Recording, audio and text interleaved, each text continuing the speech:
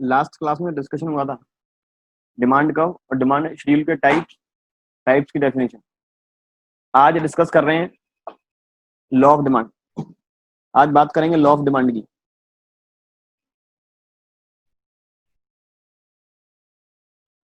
कि ऐसा क्यों है, जब प्राइस गिरेगी तभी डिमांड बढ़ेगी। तो लॉ ऑफ डिमांड कहता है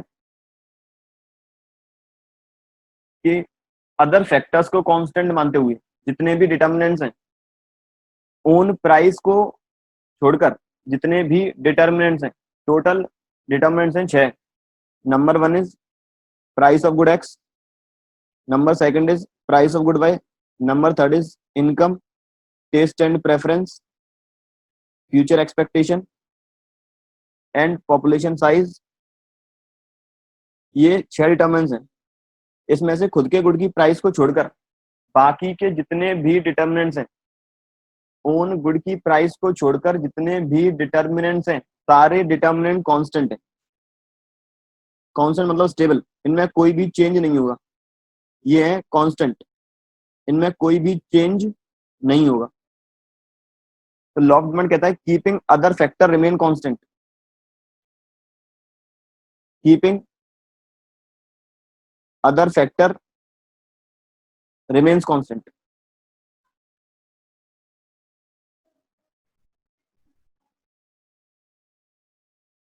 ओन प्राइस को छोड़कर जितने भी फैक्टर सारे कांस्टेंट रहेंगे। ओन प्राइस के अलावा जितने भी फैक्टर्स हैं वो सब कांस्टेंट रहेंगे। There is inverse relation, there is inverse relation between there is inverse relation between price of a good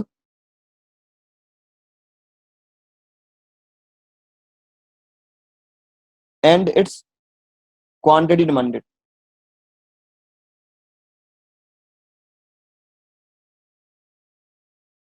law of demand कहता है कि अदर फैक्टर्स रहेंगे कांस्टेंट और एक इनवर्स रिलेशन है। और यहां पर एक इनवर्स रिलेशन है।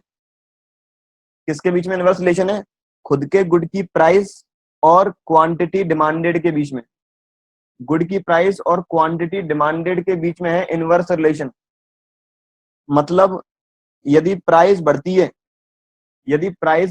तो डिमांड गिरेगी, और यदि प्राइस गिरती है तो डिमांड बढ़ेगी।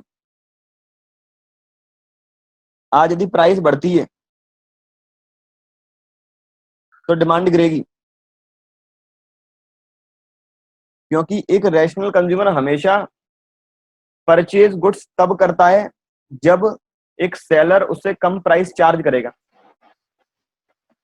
और वही लॉ ऑफ डिमांड कहता है कि एक कस्टमर डिमांड राइज तब करता है जब प्राइस डिक्रीज होगी, या फिर जो रिलेशन है क्वांटिटी डिमांडेड और प्राइस के बीच में, ये प्राइस बात कर रहे हैं खुद के गुड की प्राइस, ये प्राइस बात कर रहे हैं price of own good, price of own good. Other factor constant है। प्राइस ऑफ ओन गुड के अलावा जितने भी फैक्टर्स होंगे बाकी सारे फैक्टर कांस्टेंट है। इसका ग्राफ बनाया जाए।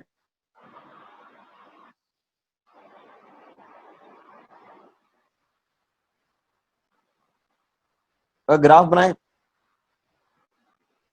वाई एक्सेस पे प्राइस, एक्स एक्सेस पे quantity demanded. Price 1 2 3 4 5, quantity demanded 2 4 6 8 10।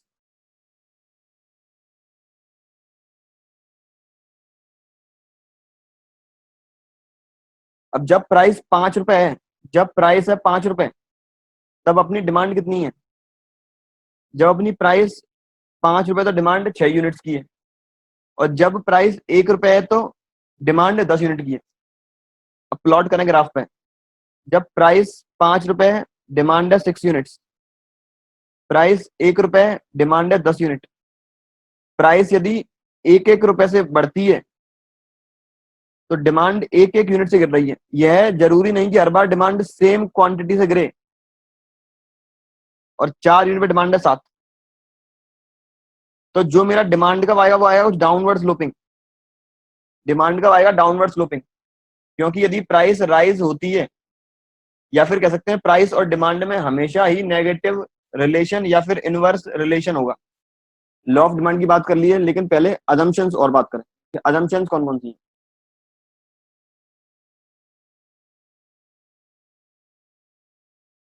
Assumptions हैं कि अदर फैक्टर कांस्टेंट है, मतलब पहली assumption, price of other good remain constant.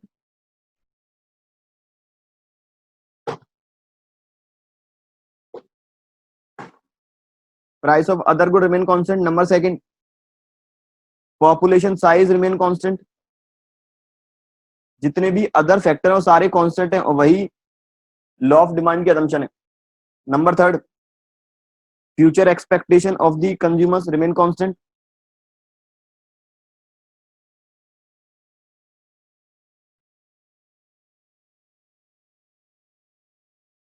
Number fourth,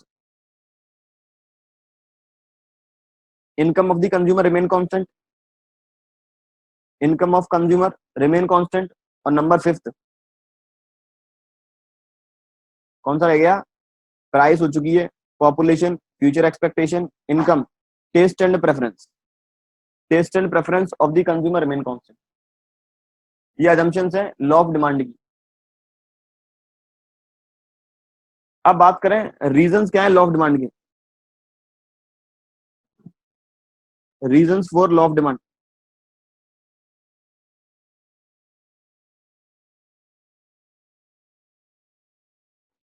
कि एक गुड की प्राइस और उस गुड की डिमांड में इनवर्स रिलेशन क्यों है, यदि सारे फैक्टर्स कांस्टेंट हैं तो।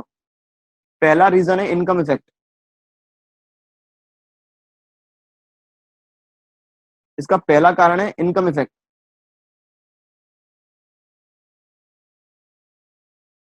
रीजंस के अंदर हमेशा बात करेंगे गुड की प्राइस चेंज होगी केवल। बात याद रखनी है, इन अदम्पशंस को ध्यान में रखना है। ये अदम्पशंस क्या करेंगे, ये सारी अदम्पशंस ध्यान में रखनी है कि जब भी रीजंस की बात करेंगे सारे अदर फैक्टर्स कांस्टेंट रहने वाले हैं। तो पहला रीजन है इनकम इफेक्ट, कि कंज्यूमर की जो भी इनकम होगी, इनकम कांस्टेंट रहने वाली है। इनकम इफेक्ट मतलब इनकम चेंज नहीं होगी, इनकम तो कांस्टेंट रहेगी। इनकम इफेक्ट का मतलब है कंज्यूमर की परचेजिंग पावर राइज करेगी या परचेजिंग पावर चेंज होगी, परचेजिंग पावर चेंजेस।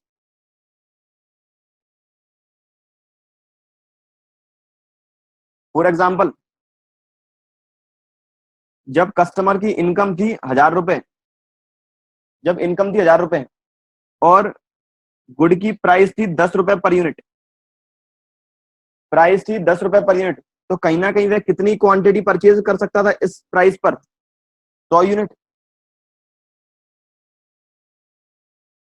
अब सपोज न्यू प्राइस, अब प्राइस बढ़ गई है, 10 रुपए से हो गई है 20 रुपए, 10 रुपए से हो गई है 20 रुपए। पहले कस्टमर जब प्राइस 10 रुपए थी तो 100 यूनिट परचेज करता था। अब यदि प्राइस हो गई है डबल, इनकम 1,000 की 1,000 ही है, इनकम में कोई चेंज नहीं हुआ है, तो कहीं ना कहीं जो न्यू क्वांटिटी डिमांडेड आएगी वो अब सिंपल सी बात है कम आएगी। क्योंकि पहले जब प्राइस ज्यादा थी, सॉरी पहले प्राइस 10 रुपए थी तो क्वांटिटी डिमांडेड 100 रुपए थी। अब इनकम तो 1,000 रुपए ही है, लेकिन अब प्राइस बढ़ गई है, तो 1,000 रुपए में कुछ कम यूनिट आएंगी, वो आएंगी 50। It means when price rises from 10 to 20, demand decreases from 100 to 50. This is purchasing power or this is income effect. Income effect means due to change in the purchasing power of a customer. Change means if purchasing power rises due to decrease in price, purchasing power rise कब होगी, खरीदने की शक्ति rise कब होगी, जब price decrease होगी। आज प्राइस 10 की जगह यदि 8 रुपए हो जाती तो कहीं ना कहीं कस्टमर अब ज्यादा यूनिट परचेज कर सकता था। Purchasing power changes means if price decreases of that particular good, more units could be purchased with the given income. If price decreases, more units could be purchased with the given income.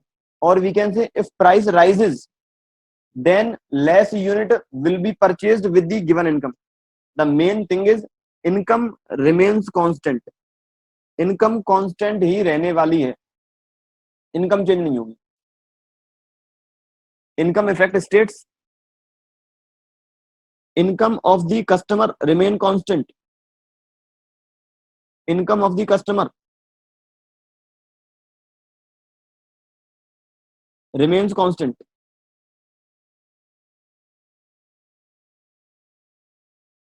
Only purchasing power changes.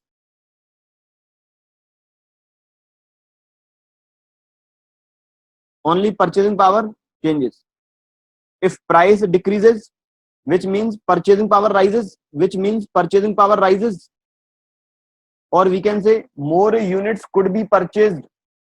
More units could be purchased if price decreases. Or we can say more units could be purchased if price decreases. But if price rises, it means purchasing power decreases. Or we can say less unit will be purchased if price of that particular good rises. ये तो था पहला effect law of demand के लिए, income effect. दूसरा जो है वो है substitution effect.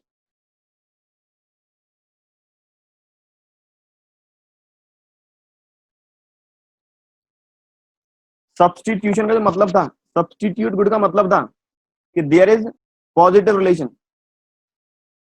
Two goods are perfect substitute for each other, or we can say there is positive relation between two goods. Positive relation means if price of one good rises, then demand of another good rises. But condition is that those good must be perfect substitute for each other. Substitute good means those goods which have positive relation with the price of one good and demand of another good. हम बात कर रहे हैं law of demand के अंदर second number effect substitution effect की. हमारा good T है, सब्स्टिट्यूट गुड कॉफी है. बात याद रखें, वापस केवल अपने गुड की प्राइस चेंज होगी, अदर फैक्टर चेंज नहीं होंगे.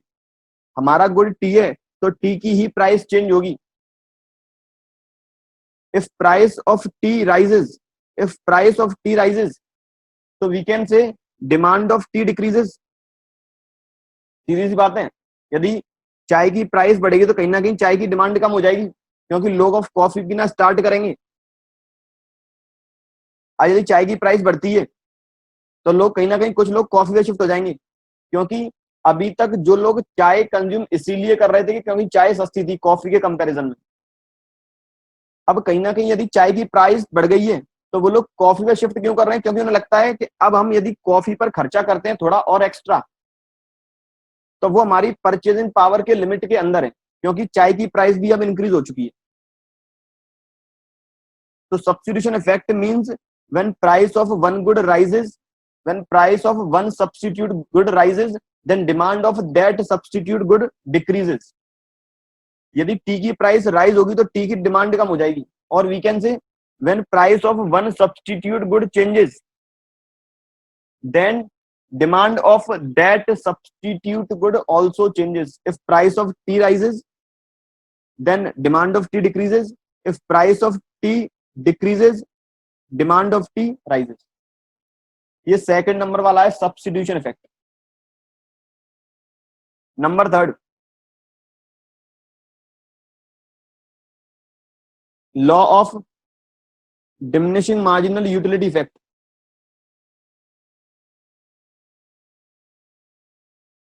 तो law of diminishing marginal utility है कि एक कस्टमर जैसे जैसे यूनिट कंज्यूम करता हुआ जाता है, सेटिस्फेक्शन डिक्रीज होता है हर एडिशनल यूनिट के साथ. Law of diminishing marginal utility states additional satisfaction decreases bye consumption of an additional unit. जो मार्जिनल यूटिलिटी है वो हर एडिशनल यूनिट के साथ गिरेगा. जो भी एडिशनल सेटिस्फेक्शन है हर एडिशनल यूनिट के साथ गिरेगा, क्योंकि कस्टमर का सेटिस्फेक्शन इंक्रीज होता जाता है। आज एक प्रोड्यूसर गुड की प्राइस चार्ज कर रहा है 5 रुपए पर यूनिट,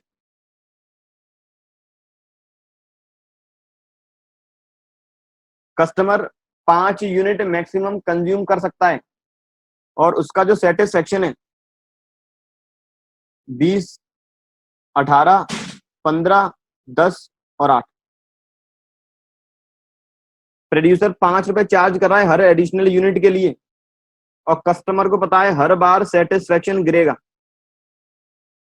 पहली यूनिट का सेटिस्फेक्शन 20 का है और 5वीं यूनिट का सेटिस्फेक्शन 8 यूटिल का है, लेकिन दोनों की प्राइस 5 रुपए है, दोनों की प्राइस 5 रुपए। अगर सेटिस्फेक्शन पहले का सबसे ज्यादा है और 5वें का सबसे कम है, और प्राइस दोनों के लिए सेम है, तो कस्टमर के लिए पहले वाले और 5वें वाले में क्या डिफरेंस रह गया? या फिर मैं कहूं कस्टमर जानता है पहले यूनिट का सेटिस्फेक्शन हाईएस्ट है और 5वें का लोएस्ट है, और प्राइस दोनों में एक जैसी है, तो 5वें यूनिट कंज्यूम ही क्यों करें? 5वें यूनिट को कंज्यूम ही क्यों करें? अगर हाँ प्राइस कम चार्ज करेगा सेलर, तब कंज्यूम करेंगे, क्योंकि उसका सेटिस्फेक्शन सबसे कम है। तो सेम वही law of diminishing marginal utility effect है कि एक कंज्यूमर जानता है कि हर एडिशनल यूनिट के साथ सेटिस्फेक्शन गिरेगा, तो वो सेम प्राइस हर बार पेड क्यों करेगा? Why he paid same price again? If producer charges, if seller charges less price, then he can consume more. तब कस्टमर ज्यादा यूनिट परचेज करेगा या फिर ज्यादा यूनिट कंज्यूम करेगा। Law of diminishing marginal utility effect states as a consumer goes on consuming more and more units of a good, marginal utility with each additional unit decreases, which means the first unit will give highest satisfaction and after that satisfaction will decrease. Then why customer paid same price again? If producer charges less price in comparison to the first unit or in comparison to the second unit, then customer can consume more. If producer charges same price, then customer will not consume further units. As law of demand states, more units could be purchased if less prices will be charged. More units could be purchased. Customer कहीं ना कहीं एक के बाद दूसरा purchase करेगा, तीसरा unit purchase करेगा, हो सकता है 5 यूनिट परचेज कर ले, लेकिन परचेज केवल तब करेगा जब उससे कम प्राइस चार्ज करेंगे। सीधी सी बात है, मैं आज तुम्हारे सामने एक गुड़ की 4 यूनिट लिख देता हूं, मैंने 4 क्वांटिटी रख दी आइसक्रीम की, हर की प्राइस 20 रुपए, हर यूनिट की प्राइस 20 रुपए। तुम्हें पता है सेटिस्फेक्शन पहले का मिलेगा हमें 25 यूटिल, फिर मिलेगा 22 यूटिल, फिर मिलेगा 18 यूटिल, फिर मिलेगा 10 यूटिल। अब पहले वाले का सेटिस्फेक्शन हाईएस्ट है और प्राइस उसकी भी 20 रुपए, तो मैं पहले केवल 1 यूनिट कंज्यूम करूंगा, 2 यूनिट कंज्यूम करूं, मुझे ऑप्टिमम लेवल सेटिस्फेक्शन मिले और फिर मैं कंज्यूम करना बंद कर दूं, या फिर मैं केवल 1 ही यूनिट कंज्यूम करूं। अगर सेलर मुझसे कम प्राइस चार्ज करता है, 20 की जगह 18 चार्ज करेगा, तो मैं शायद ये वाला यूनिट भी कंज्यूम कर लूं। 18 का 15 कंज्यूम करेगा तो फिर तीसरा यूनिट कंज्यूम कर लूं। तो सिंपल सी बात है, यदि प्राइस डिक्रीज होगी तो डिमांड इंक्रीज होगी। ये तीसरा इफेक्ट है, law of diminishing marginal utility effect. Number next, fourth, जो कि है size of consumer group. Mainly जो 3 ऊपर के पढ़े हमने, इनकम इफेक्ट, सब्स्टिट्यूशन इफेक्ट और law of diminishing marginal utility effect, ये 3 ही इंपॉर्टेंट है। इनकम इफेक्ट, यहाँ पर इनकम चेंज नहीं होगी, केवल परचेजिंग पावर चेंज होगी due to change in price. Substitution effect, substitute good, दूसरे गुड की प्राइस चेंज नहीं होगी, हमारे गुड की प्राइस चेंज होगी और उसी से इंपैक्ट आएगा हमारे गुड की डिमांड पे। Law of diminishing marginal utility effect, customer को पता है एडिशनल सेटिस्फेक्शन हर यूनिट के बाद गिरेगा, तो सेम प्राइस पेड क्यों करेगा। ये तीन ही मोस्ट इंपोर्टेंट है। इसके बाद चौथा जो है size of the consumer group. Simple सी बात है, आज यदि गुड की प्राइस कम होगी तो इस गुड का जो साइज है, इस गुड की जो कंज्यूमर का साइज है या फिर इस गुड की मार्केट कैप्चर है कि यह गुड कितने कंज्यूमर्स परचेज करते हैं। यदि गुड की प्राइस कम होती है तो कहीं ना कहीं इस गुड के कस्टमर राइज होंगे, कंज्यूमर राइज होंगे। और यदि प्राइस इंक्रीज रहती है तो इसका जो कंज्यूमर ग्रुप का साइज है वो डिक्रीज होना स्टार्ट कर देगा या फिर लोग इसे खरीदना, कंज्यूम करना कम कर देंगे। If price rises, size of consumer group will decrease. If price decreases, then more and more consumer will purchase, because if less price will be charged, then more quantity will be demanded. इसके बाद पांचवा वो है alternative uses या फिर different uses. Alternative uses या फिर different uses, सीधी सी बात है, जिस गुड के ज्यादा यूज होंगे और इसकी यदि प्राइस डिक्रीज होती है तो इसकी डिमांड बढ़ेगी। यदि गुड के यूज बहुत ज्यादा हैं, अलग अलग जगह इस्तेमाल कर सकते हैं, जैसे इलेक्ट्रिसिटी है, बिजली है,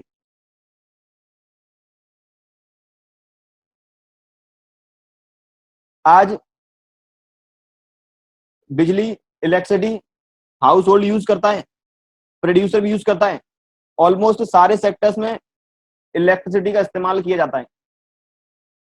आज हम घर में कम इस्तेमाल करते हैं, एसी चल रहा है 4 घंटे, काम करो आधे घंटे बंद रहने दो, बिजली कम बनेगी। क्यों? क्योंकि पर यूनिट का प्राइस ज्यादा है। आज यदि प्राइस डिक्रीज कर दें तो लोग इलेक्ट्रिसिटी यूज करना, कंजम्पशन इलेक्ट्रिसिटी का राइज हो जाएगा। तो जिस गुड के जितने ज्यादा ऑल्टरनेटिव होंगे उस गुड का उतना ही ज्यादा यूज होगा यदि प्राइस गिरती है तो। और यदि प्राइस बढ़ेगी तो कहीं ना कहीं उसके यूज, उसका कंजम्पशन हो जाएगा कम। ये था law of demand. Law of demand कहता है keeping other factor remain constant, जो कि लॉ ऑफ डिमांड की अजम्पशंस है। अजम्पशंस कौन कौन सी है? दूसरे गुड की प्राइस सेम रहेगी, पॉपुलेशन साइज सेम रहेगा, फ्यूचर की एक्सपेक्टेशन कंज्यूमर की सेम रहेगी, इनकम सेम रहेगी और टेस्ट एंड प्रेफरेंस सेम रहेगा। केवल डिमांड चेंज होगी खुद के गुड की प्राइस की वजह से। इफ प्राइस राइज होती है तो डिमांड कम होती जाएगी, या फिर कह सकते हैं यदि प्राइस गिरती है तो डिमांड बढ़ेगी। रीजन कौन कौन से हैं? रीजन है 5। नंबर 1 इज इनकम इफेक्ट, कि केवल परचेजिंग पावर चेंज होगी, इनकम चेंज नहीं होगी।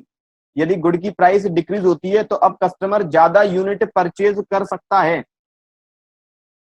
दूसरा सब्स्टिट्यूशन इफेक्ट, यदि सब्स्टिट्यूट गुड, एक गुड का सब्स्टिट्यूट मार्केट में अवेलेबल है, यदि टी का सब्स्टिट्यूट मार्केट में अवेलेबल है तो टी की यदि प्राइस बढ़ती है तो टी की डिमांड गिर जाएगी, which means there is positive relation between price of one good and demand of another good, or we can say there is negative relation between the price of that good and demand of that good, but वो फिर वापस चलेगा law of demand.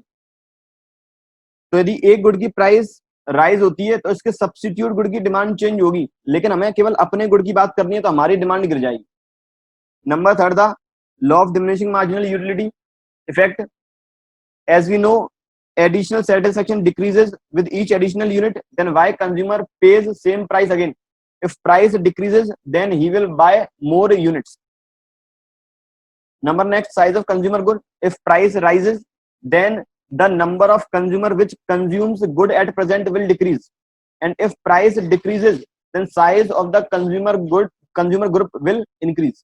Alternative uses, that good which has more uses or more alternative uses, if price decreases then its consumption will rise, but if price increases then its consumption will decrease.